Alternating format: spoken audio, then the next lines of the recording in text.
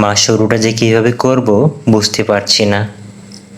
যেদিন তুই তোর মায়ের অস্তিত্ব ছেড়ে ভূমিষ্ঠ হয়েছিস, সেদিন থেকে তোকে মা বলে ডাকতে শুরু করলাম।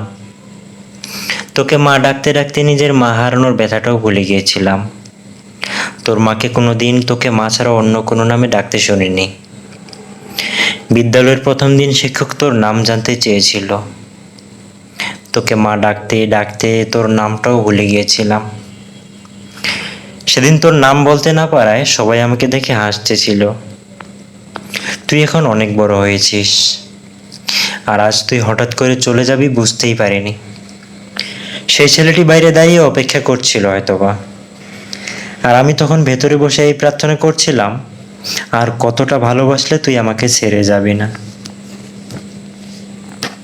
তুই ঘরে বসে ভাবছিলি আজ যেতে না পারলে তার কাছে তুই ছোট হয়ে যাবি,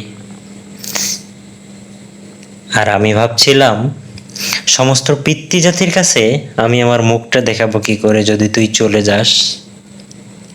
কিন্তু জানিস মা, আজ তুই তোর 2-3 বছরের ভালোবাসাকে খুঁজে পেয়েছিস, আর আমি আমার 20 বছরের ভালোবাসাকে হারিয়ে ফেলেছি।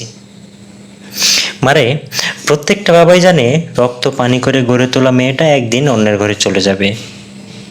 তারপরেও একটু কৃপণতা থাকে না কোনো বাবারই ভেতরে। বাবাদের ভালোবাসা তো শামুকের খোলসের মতো রে মা। বাইরের অংশটা শক্ত হলেও ভেতরটা খুবই নরম হয়। বাবাদের সব কিছুতেই খারাপ লাগতে পারে তোমার, কিন্তু কি করব বলো মা। তোরা বড় হয়ে যৌবনে পা রেখে চোখ, নাক, কান সবকিছু দেখেই বিবেচনা করে প্রেম করিস।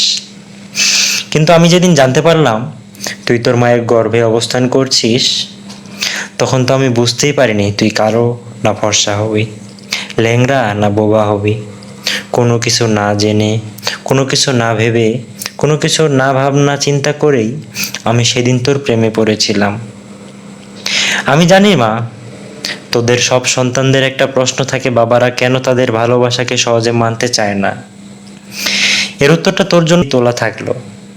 যেদিন তুই মা হবি, সেদিন তুই নিজেই এই উত্তরটা ভেবে যাবি।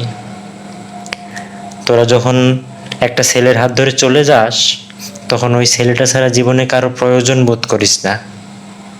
কিন্তু একটা বাবা বোঝে তার জীবনে মেয়েটার কতটা প্রয়োজন। যেদিন তোর দাদুর কাছ থেকে তোর মাকে আমি গ্রহণ করেছিলাম, সেদিন মনে মনে প্রতিজ্ঞা করেছিলাম যদি আমার মেয়ে হয় তাহলে তাকেও তার স্বামীর হাতে তুলে দিব, কন্যা সন্তানের দায় থেকে নিজেকে হালকা করব। তাই তোর প্রতি এতটা অভিমান মারে। মা, তোর বাবার উপর রাগ করিস না। তোরা যদি পারিস অল্প কয়েকদিনের ভালোবাসার জন্য পালিয়ে যেতে, তাহলে আমি 20 বছরের ভালোবাসার জন্য বেপরোয়া হব না কেন রে মা।